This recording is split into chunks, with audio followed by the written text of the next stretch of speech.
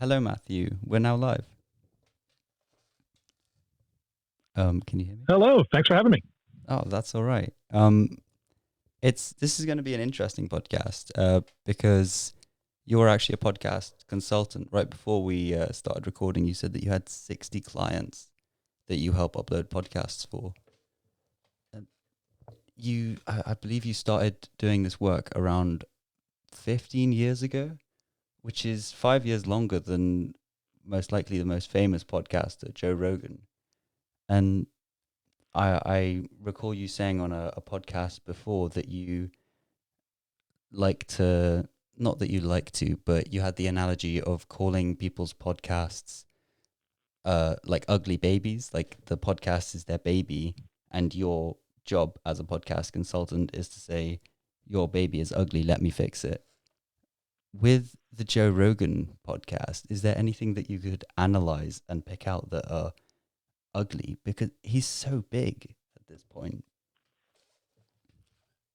Yeah, so I think you have a couple. So I got started early. I used to work in radio, and while I was working in radio was when the iPhone first came out and the podcast store first launched.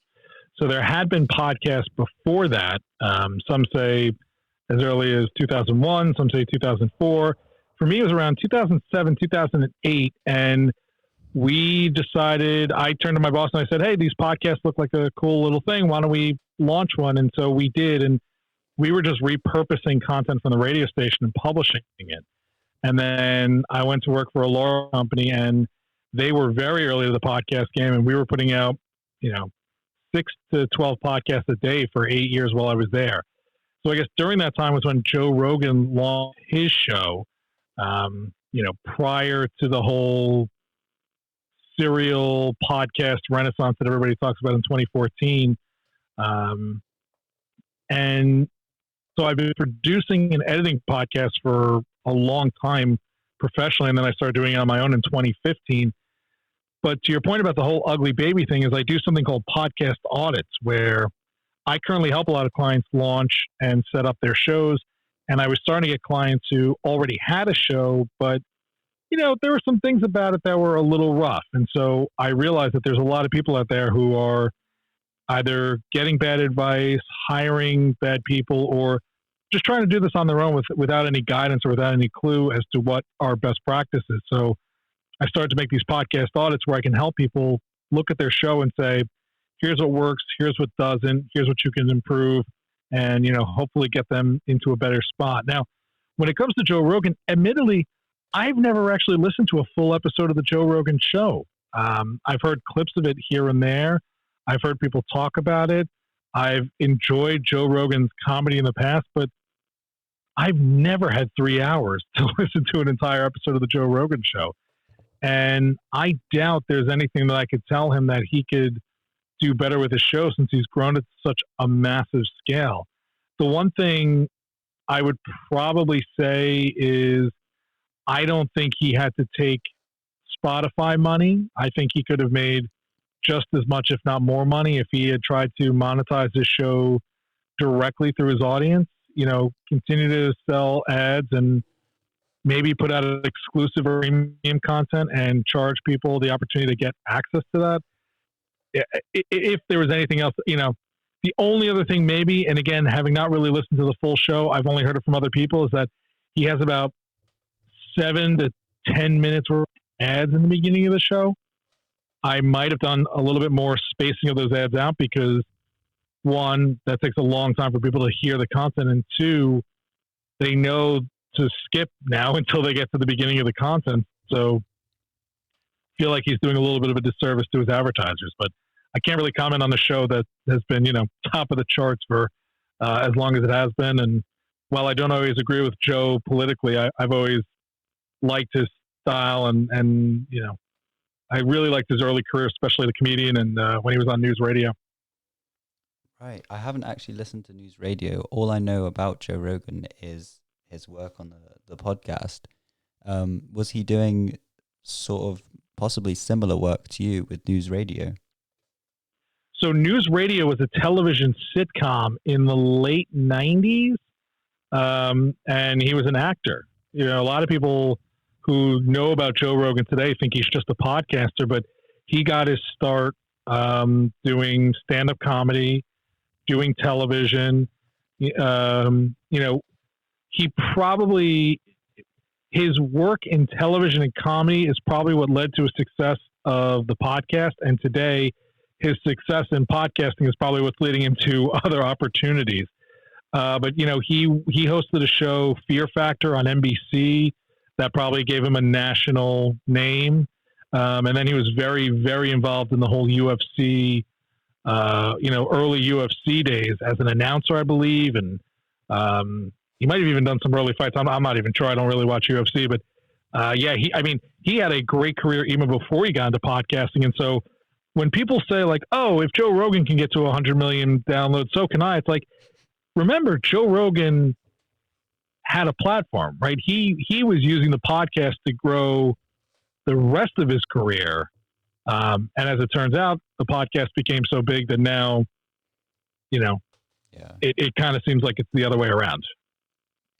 Right, of course. So he didn't just do what the average podcaster like you and I, well, I wouldn't call you the average podcaster, I'd call you an expert, but podcasters like you and I, he didn't just pick up a recording equipment and just go straight into it. He spent a long time in his career. Yeah, no, he's not just some guy who started, talking to a mic outside of, in his mom's basement and became famous. He had a high level of fame before he ever picked up the podcast mic. Similarly, a lot of people are like, oh, Mark Maron, another guy who just came out of nowhere. Mark Maron was also a stand-up comedian for years. And, the podcast helped his career, but having that career also probably helped his podcast. Both of those guys were probably doing well for the podcasting space, but, by today's measures, their numbers were probably not huge. With where they are, right? Like everyone's like, oh, overnight success. Like, yeah, their overnight success took about 4 or 5 years each.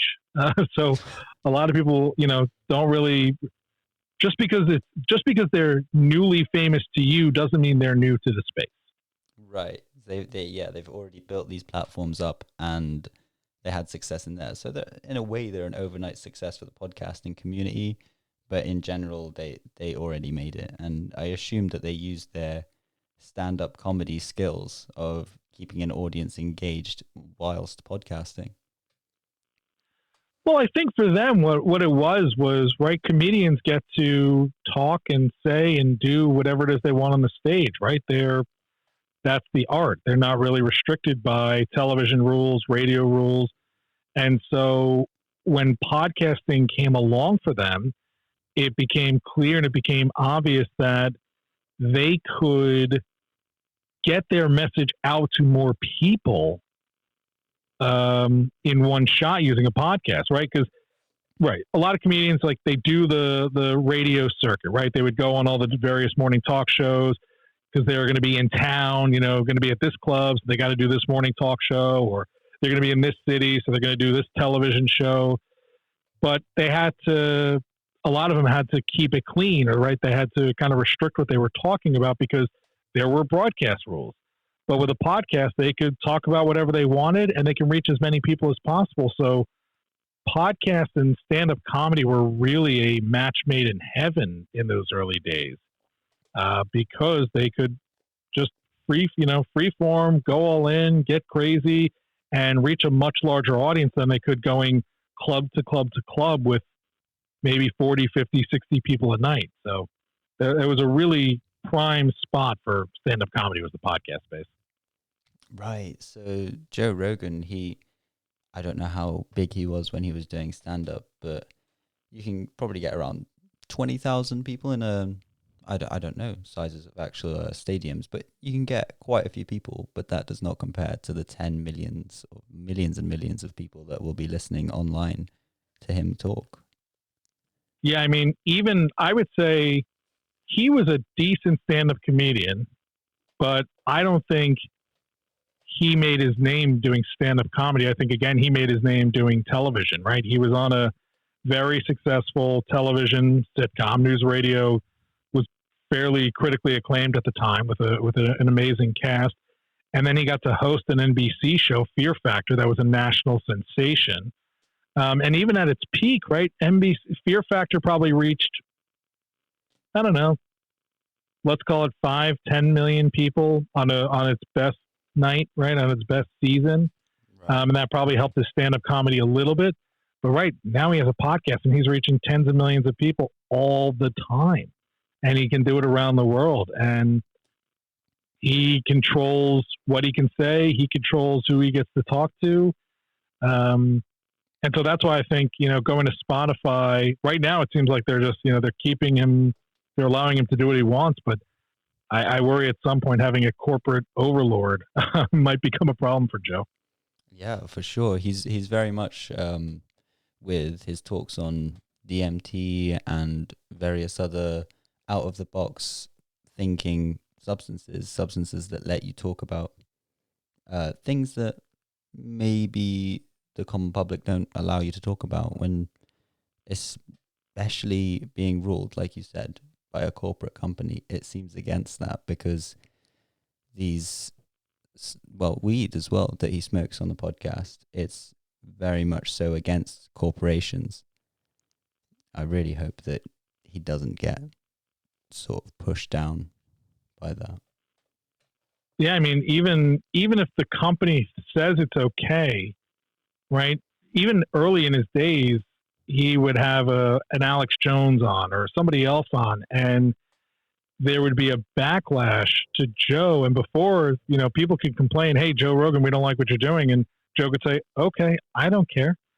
And now, when he does something that he doesn't like, people reach out to Spotify and say, "Hey, we don't like what Joe's doing. We're going to cancel our subscription." And if that happens enough, or if enough sponsors get annoyed, or if enough shareholders get annoyed, right, then they could decide to do something that before he wouldn't have had to worry about, because it was just him and his feed, right? He controlled his pathway, he controlled his content, he controlled his distribution, and now somebody else is holding the reins. Oh, man. So a company can change their minds after a contract is signed in situations like that? Well, and we don't know everything that's in his contract. And a lot of these contracts often have very generic, terms in there that make it easy for them to get out of it, or to. And look, they might I don't know what I don't know what his contract says. Right? He might have a contract that says, "Doesn't matter if you fire me tomorrow, you still have to pay me $100 million." Great, like, good for him. He'll have the money in the bank, but it might still be upsetting to Joe Rogan if he's getting paid $100 million, but he's not allowed to be on mic anymore, right? That's his voice. That's his platform. So, again, I think he could have been just as successful, just as profitable, and not have given up that control. But I'm not here to judge Joe Rogan. Good for him. I'm happy he is as successful as he is. I'm happy that he's continuing to do his show and he doesn't have to worry. So, but of course, yeah. Right, like if I had to judge, that would be the one thing that I would probably suggest. He might have done differently. Mm-hmm. Totally. And for my, have you listened to any episodes of this podcast beforehand? No worries if you haven't. You're surrounded by podcasts all the time. No, I have not. I mean, in general, I don't get a chance to listen to a lot of podcasts for personal pleasure, and especially in the last couple of weeks, it's been extra crazy around here. But I will not complain. Right, of course. Have you noticed if the coronavirus has caused a peak in people recording their own podcasts?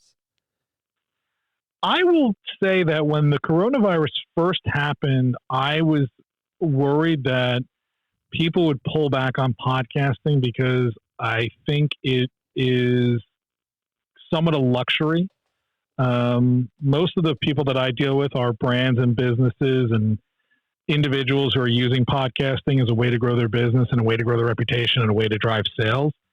And so it's a nice to have in many cases, not a need to have. So when it first broke out, there were people who I was getting ready to help launch who said, we don't know what's going to happen. We're a little bit worried about the budget. I think we're going to hold off. And that made sense. And then about 2 months into it, they're like, Well, this isn't going anywhere. We're sitting at home. We're bored. And more importantly, we're not seeing people in person anymore, right? We're not going to conferences. We're not having meetings. We're not traveling.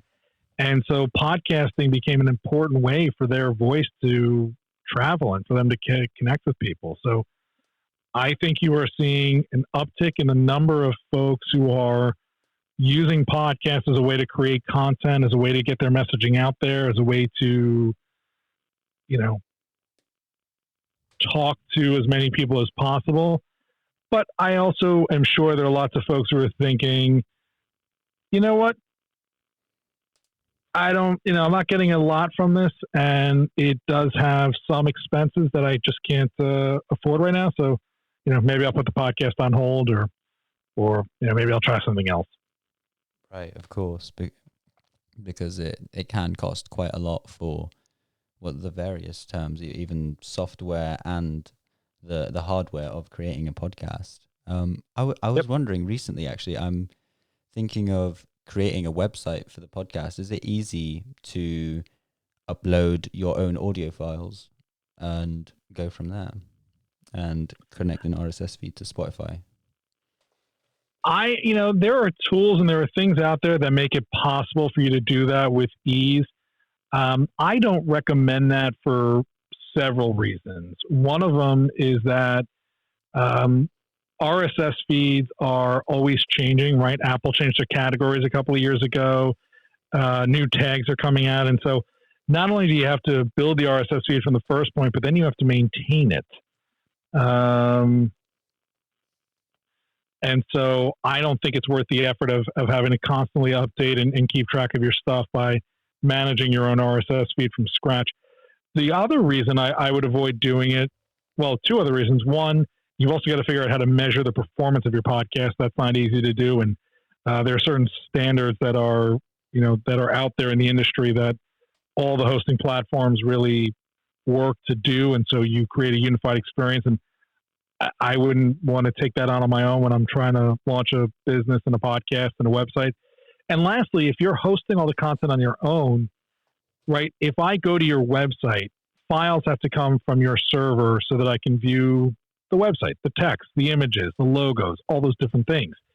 If that same server is serving up audio and you put in an episode, and let's just say this episode, right, millions of people want to hear Mathew Passey talk about podcasting. They don't, but let's just say they do. If 1 million people are accessing your file at the same time, that's going to overload your server, which is probably going to crash your website. It's probably going to jack up your server hosting costs. And you're probably going to find yourself in a situation where your website is down, you can't get into it, and now you owe the hosting company a whole lot of money that you hadn't planned on because you had a podcast that was very, very successful and you just weren't ready for it. So I'm always telling people to use third-party hosting because, one, take that traffic off your website, right? Your website has to do other things than just host a podcast. To let them worry about RSS feeds, right? That's their job, is to make sure that the RSS feeds are up to date and compliant. They are in touch with Apple and Google and Spotify all the time. And so when changes are announced, by the time you and I hear about it in our email, they've already made those changes, and they know how to do stats, right? So it's a small cost, but I think it's definitely worth it so that your podcast just is delivered correctly and does what it needs to do. Right. So, and by a podcast hosting website, do you mean sites like Buzzsprout or Podbean? Yeah, Buzzsprout, Podbean, Libsyn, Captivate, Podiant, Blueberry. I mean, there's an endless supply of them. I would say if you're going with podcast hosting, just make sure it's a podcast hosting company, not a music company or a website company that also happens to have a podcasting feature, but actually a company that's made for podcast hosting. And make sure their stats are IAB compliant, especially if you ever want to make money off your downloads. Now, to your point about a website, there are other ways to get a website for a podcast other than building it on your own. I love Podpage. Podpage is a great service. You drop in your RSS feed, it spits out a website, and then every time you upload a new episode, it creates a new web page for each of your episodes, and you don't have to worry about it. It's done. It's got good SEO, and it's got some great podcast features that a lot of people are buying piecemeal from all different providers, and you can get just all in one place, which is nice. That's ideal. Yeah, for sure. Do you feel that the platform the podcasts are uploaded to make a huge difference? For example, Joe Rogan started his podcast on YouTube. Then after some time, when something started happening with it, because it was originally just him and Redman getting high before recordings and then just chatting absolute bollocks for however long the podcast was running. And eventually it became big and he moved to other websites. Do you think the platform makes a huge difference, or is it more about the content? I mean, content is always going to be the most important thing, right? I've never heard somebody say, I really don't like this show, but it's available on Spotify, so I'm going to listen. Yeah, of course. Right? Like a lot of people get held up on some of those other details that are less important than put out a good show, right? Like no matter what, putting out a good show is the most important thing that you can do. After that, the rest is just making it easier for people to listen. So I think you should be on as many platforms as you can get on. But I would also say don't strain yourself trying to get on one more platform, right? Like, someone's like, I need to be on iHeartRadio today. It's like, okay, you can't get on there for 3 months, but I want to be on there today. It's like, they generate such little traffic. Don't worry about it, right? Like, grow your show first. Being on a platform doesn't guarantee you any success. Being in the right podcast host doesn't guarantee you any success. The only thing that guarantees you success is putting out good content and letting your audience know you appreciate them and appreciate the support that they're going to give you in your show. So that's what I think you have to focus on. Now, to your point, like, is it good to be on YouTube? Sure. If get your show on YouTube. YouTube is a huge search engine. Is it good to be on Apple, Google, Spotify, Amazon? Of course, right? That's where people listen to podcasts. But don't get hung up on all those other things. Start by making a good show, and then and then once you've made a good show, then just make sure you make it easy enough for people to find your good show.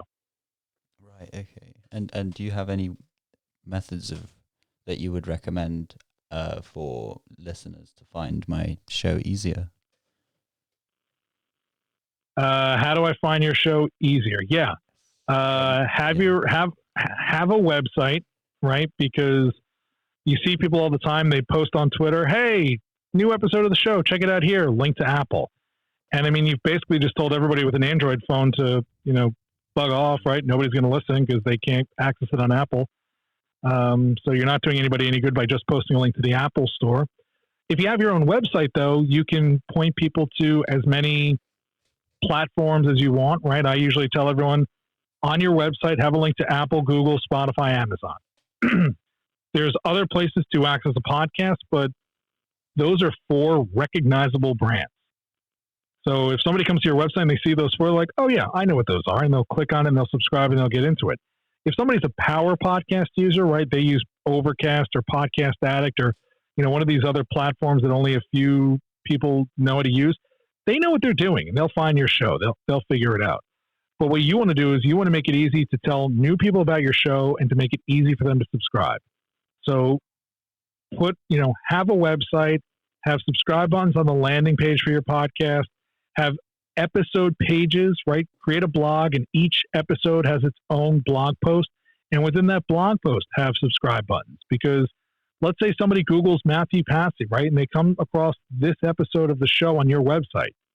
So they see this episode, they see an audio player, they go, cool, I'll listen to the show. Then they think, wow, I mean, Mathew was great, but the host was amazing. How do I subscribe to the show? You don't want to make it too hard for them to go find it. You want the subscribe button to be right there. So they click, they subscribe, and now they're getting the latest episode of your show on their own. Plus, if they like your show, if they start to subscribe and they want to learn more about you, they want to sign up for your services, they want to see what else you're doing, wouldn't you rather they're on your website where in the upper left corner is your logo, your name, versus Apple, Libsyn, Google, Captivate, right? Like, those companies don't need any more of your traffic. You have created a relationship with this person.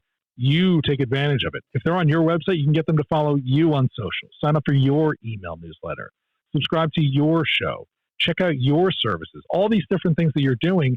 And it's so much easier on your website versus somebody else's platform where you're inviting them to go discover something else. Keep them on your website as long as possible. Right. Okay. And yeah, with today's attention spans, if someone goes and searches Mathew Passey and finds this podcast and then wants to subscribe, and they have to click on a tab, and then on the way to my page, they get distracted. And yeah, by having that subscribe button right there, it makes it so much easier to access my content. What would you recommend, or what do you believe are the best ways to improve the content of a podcast? It's going to be a really disappointing answer, I think, to the people listening, but you just have to care. Right. I think there are so many people who are more focused on how to grow their show, how many downloads they're getting, how many new subscribers, how many new followers.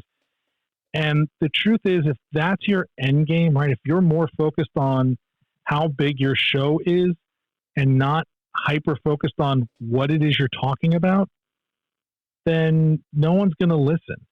Whereas the people who tend to be very successful in this game are the ones who are putting out a show and would do that show and would talk about that show regardless of whether or not anybody listened.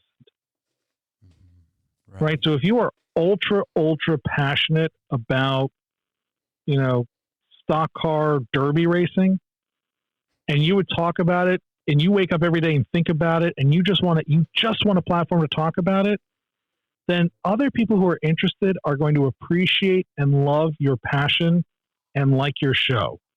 Whereas if you are just, you don't have to have a podcast, right? You don't need one. There's not an alienable right to a podcast. So if you're not willing to be on microphone for no listeners, just because you care so much, then people are going to read that you're being, phony or fake, or you're just trying to game the system. And then when you don't get downloads because you're not talking about something passionately, your frustration is going to come out in the episode. And then that's going to drive people away. So I think you just need to really care about what it is you're talking about, really care about what it is that you want to accomplish, and then really care about the people who respond, right? There's every single download, every single review, every single like, retweet, share, all that. There's a real person who took time out of their world to say, hey, I enjoyed this. And if you ignore that, and if you don't recognize it, and if you don't reach out to that same person and say, thank you, I appreciate it, like, thank you for enjoying the content I'm creating, what else can I do to help you? Like, you're going to lose that person. Whereas if someone took the time to listen to a podcast and write a review, imagine what they think about you, right? They found your show, subscribed to it, hit play, when it was done, searched the store, went to the ratings and reviews, wrote a rating, hit submit. Now, if you were to respond to that person and say, hey, thank you so much, this really meant a lot to me, or I understand what you're trying to say, like, we're going to make that change to the show, that person is going to be enamored with you. That person is going to be your biggest fan. And so not only are they going to listen to your show, but they'll probably advocate on behalf of your show. And so if you can treasure every download, every person who likes your content, who listens, who thinks it's good, they'll help you grow your audience faster than you can by just begging new people to listen. Right. So the bottom line is just being a decent person. Really, when you invite a guest, you're not using them for content. And when you're sending that conversation that you had with the guest out there for the listeners, you're not treating them as just numbers. You're treating each person as a real life person that showed admiration and love for your podcast by leaving a message. And yeah, I mean, you'll build a community. I mean, Joe Rogan is funny, but Joe has loyal, right? Like, the people who listen to Joe Rogan love Joe Rogan. and they tell everybody they love Joe Rogan, right? That's why there's so many memes about annoying Joe Rogan bros. Because if you listen to Joe Rogan, everybody knows you listen to Joe Rogan. But Right. that's what helped grow his show, was people who enjoyed it, who thought it was fun, and who thought, I like it. I know you're like me. You probably like it too. And they told somebody.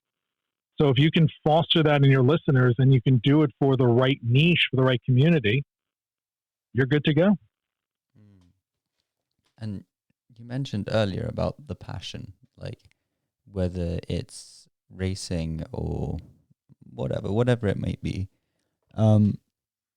What I've been thinking about the passion, what my passion is for the podcast, and whether I'd still be doing it without any listeners. And 100%, it's the opportunity. My passion for the podcast is the opportunity to be able to speak to people like you, or in the last episode, I had a striped bass conservationist, and I got to know more, and I got to speak to another person around the world. And I suppose my passion is the conversation, the connection with another person. Well, if you're having that, if that is a genuine connection, sometimes the audience isn't the people listening, but sometimes the audience is the guest. Right. And I know plenty of people who have had immense success with a podcast, not because they grew their audience to 100 million people, but because they connected with 100 new ones. And those people turned out to be new friends, new colleagues, part of their network, new bosses, new employees. So yeah, I mean, as long as you would wake up and do this, no matter what, tomorrow, then you should be great. Definitely, yeah. Well, thank you, man. I was wondering as well, because I was told on a podcast a few episodes ago that I should really push my podcast to be a vodcast, as it's called, a video podcast. Do you think that's a necessity in the industry, or is it possible to carry on as just an audio file and still be able to reach the audience that I would quite like to reach? I don't think you have to have video. There are plenty of people who they consume content on their phone, on their device, while doing something else, right? Like the only time I get a chance to listen to podcasts is when I'm driving in my car or doing the dishes or cooking, right? Right. And there's other people who they don't even, right? There are a bunch of people who, when they heard that Joe Rogan was going to Spotify and he wasn't going to be on YouTube anymore, were like, wait, what? What's a podcast? Right? Like they just don't even recognize it. They live and they watch YouTube all day. Right. So is there a chance that you limit your audience by not being on video? Sure. But there are plenty of people who want to listen to a podcast and don't care whether or not it's on video. So if you don't want to do video, don't worry about it. All right. Wonderful. Nice. I will continue to keep it audio only. And yeah, that's the exact place that I like to listen to my podcast when I'm doing the dishes or I'm going for a walk. It lets the time by whilst also gaining knowledge. You get to have some entertainment as well. You must have listened to a lot of podcasts in your time. What do you think of the mix between comedy and information? Because there are some podcasts that are focused only on information, some that are focused way more towards comedy. But what I would personally like my podcast to be is something that is entertaining. There are moments where the audience laughs. Do you think it's appropriate to have a mix? I don't think that there's a one-size-fits-all answer there. Okay. Right? I mean, my corporate clients aren't necessarily, some of them don't want to be funny, right? This is super serious. They're talking to their colleagues and they want to come off as a professional. And there are other folks who, also doing a business podcast, but they want to showcase their personality, right? They want to They want to show that they have personality and life, and they want it to be funny. And so I think it just depends on what works best for you and what you think is going to work best for your audience. You have to, going into podcasting, right? Like, what drives me crazy are the people who say, I really want a podcast, but I don't know what I want to do it about. So why are you launching a podcast? Right? What you should be thinking is, I have something really important or cool or fun, or I have a mission. There's something that I want to do. And this medium happens to be a great way to accomplish that. And so as long as you know what your mission, your goal, your desire, right? As long as you understand what it is you're trying to do, whether it's you want to interview people because you just want to learn and be curious and discover, great. Go learn and be curious and discover. And maybe some of your guests, it's going to be a little bit more jovial. Maybe some of them is going to be a little more serious. If you're out there because you're trying to lead more people to your business, and so you want to come off as sounding smart and polished and well-versed in your topic, then be smart, well-versed, and polished in your topic. If you're a stand-up comedian who's trying to pack more comedy clubs and sell more comedy albums and sell tickets and merchandise, then, well, you better be funny. So, there is no one size fits all. That's the great thing about podcasts. Anybody can do it, and anybody should do it as long as it's the right medium for your message. Right. So if you're the sort of person that has had a day at work and you come home to your wife and you just cannot stop talking about your passion, you just can't. You love it. Then the podcast is ideal for you. But if you're possibly the sort of person that comes home and you don't really want to talk about much, you just want to sit down with a podcast and you enjoy listening to podcasts, then just keep listening to podcasts. You have, well, not to say that you have nothing to talk about, but you don't have the desire, the passion towards talking about things. And yeah, why are you wasting your time and anybody else's? Yeah, true that. Yeah, if you don't enjoy it, there's no point doing it. It's like anything in life. And by the way, if you don't enjoy it, the audience is going to hear it, right? If you're behind the microphone, like, all right, I guess we'll do another episode today. Oh, yeah, like I want to sit through that, right? Like nobody wants to sit through that. People can hear you smile behind a microphone. So if you're not smiling behind the microphone when you're doing your podcast, I'm sure as heck not going to smile while I'm listening to your podcast. That's true. Yeah, you can feel the person that you're listening to. You can feel their emotions. Absolutely. And you worked in radio before.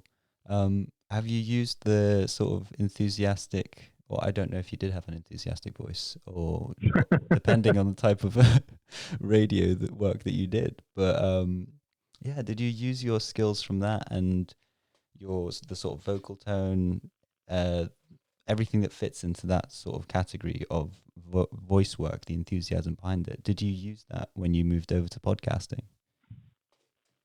Interestingly enough, so my work in radio, I worked in news. And so it actually took me a long time to find my voice for radio. Probably because I didn't care as much about it as I thought I did at the time. And I've launched and shuttered several podcasts in my personal career. And the ones that I enjoyed the most were probably the ones that got the fewest listeners. But I didn't care. I wasn't doing it for the audience. I was doing it for myself. What I found was in radio and television, you are talking to thousands of people at once. And so you address the mic or you adjust the camera in a very specific way. And there's a lot of very smart people who coach you on how to do that and things like that. When you're doing a podcast, you're addressing one person and hoping that gets replicated over thousands of people, right? Because most of us listen to podcasts alone in our car, while we're doing dishes, working out, in our office. We're wearing earbuds, right? It's not like the old 50s, gather around the podcast for FDR's, fireside chats. It's a very intimate listening experience. So what I found is don't try and find a fake voice, right? Like everybody who goes out there is like, I'm going to sound like Joe Rogan or I'm going to sound like Howard Stern. Okay, but you're not Joe Rogan. You're not Howard Stern. You're going to sound like a phony. sound like you. Yeah. And if you care about what you're doing and if you're passionate about what you're doing, that'll come across. One of my clients, I remember the first time I heard him, I was like, oof, this guy sounds terrible. This podcast is going nowhere. You know what? I was wrong. He was passionate about the topic. He cares. And he's one of the top podcasters in his space. And to this day, if I played you just his voice and didn't tell you the show or the context or anything, you'd probably be like, oh man, this person's going to struggle. But you know what? He loves what he does. And his audience hears that. And he because he loves what he does, he loves the response he gets from it. And so he's built a thriving community around his podcast, and he's very, very successful with it. And is he ever going to win the Edward R. Murrow Broadcasting Award? No. Is he going to get, the gig doing voiceovers for Geico commercials? Probably not. But he has a podcast that he loves, that puts food on his table, that allows him to, be an important voice in his industry and connect with people who he never would have had the chance to connect with before. And he just does it because he does it the way he wants to do it, because that's who he is. So I don't think you have to find your voice. I think you just have to find your path is probably a better way I'd put it. If you're on the right path, if you're talking about the things you want to talk about, if you're focused, passionate, curious, whatever it is, if you're in the zone where you kind of forget that there's a microphone in front of you, you forget that hopefully hundreds of thousands of people are listening, you'll probably sound better than if you came on here and said, all right, everyone, now it's time for the podcast. Listen to me, right? Like, nobody wants to listen to that in their ears. That's a lot.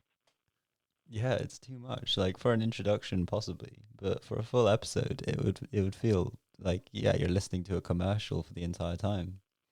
Yeah, intimidating almost. And it's very, very fascinating what you said earlier about how a podcast such as this one is talking back and forth between two people, and we are addressing one person, which is each other, and people at home are listening to one person talking to them, and they're being addressed as one person, and that feels so different to listening to a radio broadcast, a commercial. And I wonder what it is in the tone that just talking naturally and truthfully for what, like referring to one person or for the ears of one person changes when it's directed towards the ears of millions of people. Do you get what I mean? No, 100%. I mean, a lot of people listen to podcasts. I used to listen to Mark Maron all the time, right? He does a really good interview show. He's a stand-up comedian. He knows how to perform. He knows how to talk to thousands of people at once. But his podcast to me always felt like I was driving my car and Mark Maron and his guests were in the backseat having a conversation. I just got to listen in on it. Right. So a good. And it's because. What's that? Sorry, do carry on. Well, and it's because that's what he was doing. He was just having a conversation, right? He was just curious about the guest and had questions. And so it translated into my listening experience. Whereas radio, their mission is different. Their goal is different, right? They are consulted and corporatized, and they are selling. I guess the big thing is, anybody can turn on the radio and anybody can listen to the radio, and people often, they go through the dial, they land on something. And so there's a chance that someone's going to trip over your radio station. When they trip over, you want them to get a feeling of excitement so that they'll stick around for the commercials, the traffic, whatever, right? Like, you have to convince them that what you're doing is fun and interesting and worthy of their time. You can't trip over a podcast and accidentally listen to it. You have to go seek it out, right? It's difficult. Right. And so you have made a decision beforehand that this is something you wanted to check out. Now, I've only got a little bit of time to convince you to keep listening, but what I don't have to do is I don't have to trick you into thinking that you're having fun here. I just have to convince you that we are talking about something. We are genuinely interested in what we were talking about, and we're genuinely going to deliver some sort of value to you. And that value doesn't have to be in terms of here's how to make $1 million by being a better entrepreneur, or here are the secrets to a healthier you. There is value in just somebody providing you with a laugh for an hour. So I think that's so I think that's partially why we're a little bit more genuine, because we have to earn our listeners. We have to let them know that we're being real and authentic about who we are and what we're talking about, so that they'll stick around and continue listening to us. And the people who do it well, the people who can do that, who can talk on microphone and forget, and almost sound like you forget that there's a microphone in front of them, are really good. Even some of your national news shows today, the tone of a daily podcast from the New York Times is very different than the tone of a guy who does the news every 20 minutes on the AM station. Right? It's just different. And some people find it more attractive, and I think a growing number of people are finding it more authentic. Yes, yeah, definitely it is. When you're tuning into a podcast and you're not stumbling upon it, you're expecting a conversation, a conversation between two people. And you mentioned you mentioned a second ago about people that are talking on the radio who have this huge enthusiasm in their voice, and how podcasters are way more down to earth. Have you felt that with the podcasters that you've come across, that they've changed after they started to podcast, whether they became more wise or just more humble in a human to human conversation? Hang on 1 second. Okay. Sorry, my roadcaster did something really funny there. Say that again. Oh, that's okay. No worries. So with these podcasters that you have had as clients for a long time, have you ever noticed a change in their personalities from when they first started doing podcasting to later on, whether they became more confident or more humble in a human-to-human conversation? I think you see that often, where podcasters get more comfortable the longer they do it, more confident. I think what happens more often is, right, everybody's a little bit afraid to be on the microphone for the first time. And so once you've done it a lot and grown accustomed to it and realized the microphone's not actually going to bite you, it gets to be a little bit easier, and you find your voice and you find your stride. I think, sadly, what tends to happen is people get popular doing their podcast, and so then it kind of reverses, and they kind of get an ego and too confident and cocky and all these other things. And I think that's when you see a lot of shows what they refer to as jump the shark, or lose their authenticity, lose a lot of things that made them good, and start to falter at that point because they forgot why they were doing it. They forgot their passion. They become driven by the success and no longer by the mission. I think I'm more worried about that than the other thing. Right. So yeah, they'll start these podcasts with a kind and loving attitude towards their guests, and then as time goes on, they start thinking, "Wow, I'm fucking amazing at talking. I'm so good at this." And in that moment, they've lost the kindness and the love towards their guests, the natural curiosity, because they're so focused inwards. Sorry, say that one more time. So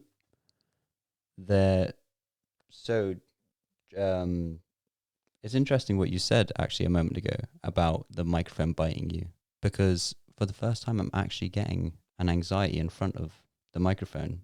Do you know if that is a common issue for long-term Yeah, podcasters also. It's really easy for anybody to get nervous in front of a microphone for a first time. I think there's a stat out there that says more people are afraid. The number one fear is public speaking. The number two fear is dying. And I think Jerry Seinfeld always has a joke that, if you're at a funeral, more people are afraid to give the obituary than to be in the coffin. So public speaking is hard. Dave Jackson, another great podcaster, one time he said, there's a lot of people who are afraid, what if nobody listens to my podcast? And then quickly their fear becomes, what happens if people listen to my podcast? Right? So it's hard to put yourself out there. It's hard to grow that confidence, to not get nervous behind the microphone. It's hard to feel confident that what you're putting out there is worthy of other people's time.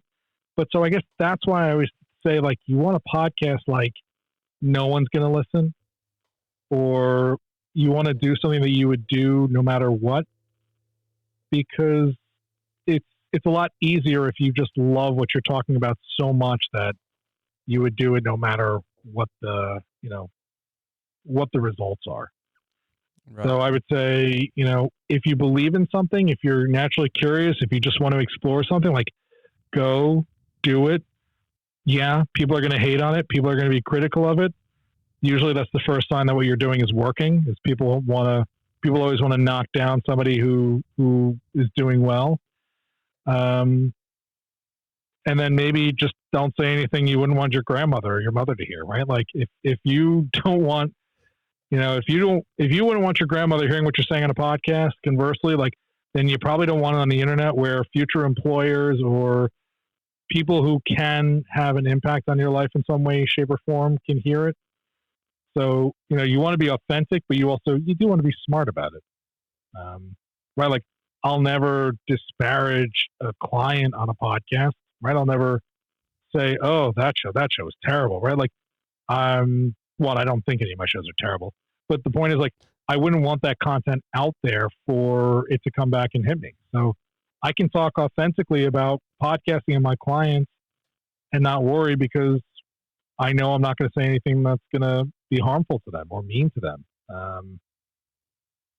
So you can be authentic, but you still have to be smart. Right. Okay. So, yeah, you're being a genuine person with the person that you're sat opposite, but you're still having a slight awareness somewhere in the back of your mind that there could be people listening to this, and you still want to hold their attention. Yeah, I mean, freedom of speech is not freedom from consequences. So, yeah, you could say whatever you want on a podcast. That doesn't mean it can't come back and bite you in some way. Right, I get you. And I was actually thinking, since I listened to the podcast you did where you referred to podcasts as babies, and you said that I'm going to call your baby ugly. We've got around 7 minutes left now. I was wondering if you would mind telling me anything about my podcast that you may find ugly. I've been very curious. Sure. Give me a good link so that we can talk about this in person. Okay. I mean, I assume that, you hit record and we just started jumping in. So I don't know what the open of your podcast sounds like. I don't know how you're going to introduce. This is the full podcast. After this is recorded, I pop the SD card out and pop it into my computer. Then I upload it to YouTube with a thumbnail, a little cover of my podcast logo. So your podcast only exists on YouTube right now? Yes. Then technically you don't have a podcast. You have an audio show. Oh, okay. Right. What makes a podcast is that it is subscribable content that I can find, that I can get to via RSS. Now I know people can follow a show on YouTube, and I guess they'll get a notification for it if they indicate, but this is just a show. That's interesting. Right. Until you actually have an RSS feed, and until you've submitted that RSS feed to the platforms that we talked about earlier, Apple, Google, Spotify, and the works, technically this isn't really a podcast. Okay. And even still, if I look up a spoken mess in YouTube, okay. Yeah. One thing I would say about YouTube and putting up just audio with a still image background is YouTube. The algorithm favors shows with high completion rates, right? So if you put up content that's 5 minutes long and people listen to 4 minutes and 58 seconds, you basically told YouTube, like, wow, you're putting up content that people really, really like. They're staying throughout the whole thing for it. Cool. If you put up content that's an hour and 10 minutes long, and after 30 seconds, people are like, oh, it's just a still image, it's not really a video, I'm leaving. You're basically telling Google, you know what? This content must be terrible. That's not to say your content is terrible, but Google can't listen to your content and determine that. They can only go by how people behave with it. So it's okay to put up audio content with a still image, but understand a lot of people who come to YouTube want moving, interactive video content. And so it's possible that you're training them to say, this isn't great content, so it's going to hurt you in search algorithms, and it's going to hurt you in the results that Google displays. Now, if all you're doing is this podcast, that's okay, not the end of the world. But if you ever decide to do other video content, real video content, short clips, long clips, stuff that really is watchable, well, you've trained Google to think, I don't really think he puts out good content. So even when he has real video content, it's not going to get any benefit in terms of search results. So that's usually why I tell people to be a little bit careful about just uploading audio to YouTube.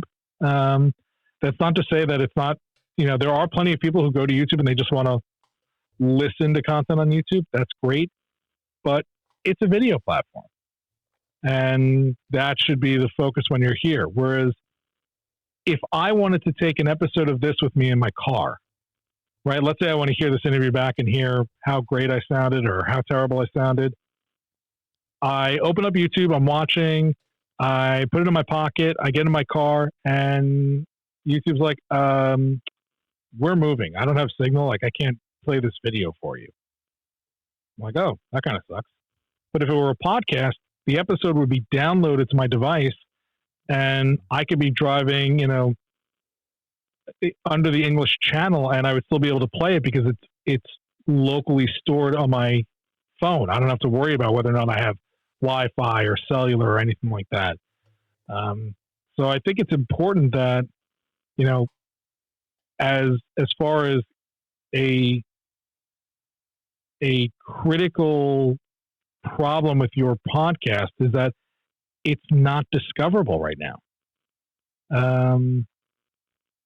And so I think you've got to figure out a way to get it on a podcast hosting platform and get it into the podcast stores and make sure that people who want to listen to an hour and 5 minutes worth of content are able to do so at their own leisure. Like, it's okay that it's on YouTube, but it's not okay that it's only on YouTube. You're not giving people options. Right. Okay. That will be rectified as soon as possible. How important do you think it is to have a starting and an intro and an outro for a podcast? I mean, they're great, right? Like, it's a great feature to have. It lets people know what they're about to listen to, what value they're going to get, who you are, why you're qualified to have this conversation. You can get away without it. That's fine, right? Like, there's plenty of people who will say, like, I just want to get right to the content. But if I trip over your podcast, right? If somebody posts a tweet that says, oh, I just heard Mathew Passey on a spoken mess, and they're like, oh, okay, click. And all of a sudden you're just talking to me. It's like, so what is this show about anyway? Right. A lot of the people who talk to me are in growth mode because their podcast is struggling, right? If your podcast wasn't struggling, you wouldn't be talking to me. that's why Joe Rogan has never come to me for a podcast audit. But if you're in growth mode, you have to assume that there's always people who are coming to your show who don't know what it's about. And so you want to tell them, what's your show about? Why should they listen? Who are you? And by the way, after they're done listening, what is it you want them to do next? Right? Subscribe to the show, find you on YouTube, sign up for your email, connect with you on social, sign up for your service, become a guest. So, can you have a podcast without an intro? Sure. Are you missing an opportunity? Yeah. Yeah, most definitely. Yeah.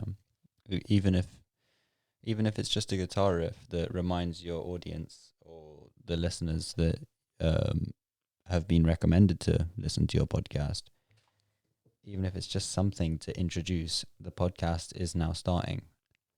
Yep. With possibly, do you think it has to have speech, or is it okay to have a little bit of a guitar riff and then you just say, hello, Matthew, as I did at the start of this? Or is it better to say, to sort of acknowledge that there's an audience there and be like, hello, listeners, today I will be talking with Mathew Passey. Depends. I mean, is this about you? Like, if your goal is to talk to me, then I don't care if there's an intro, right? We're already talking.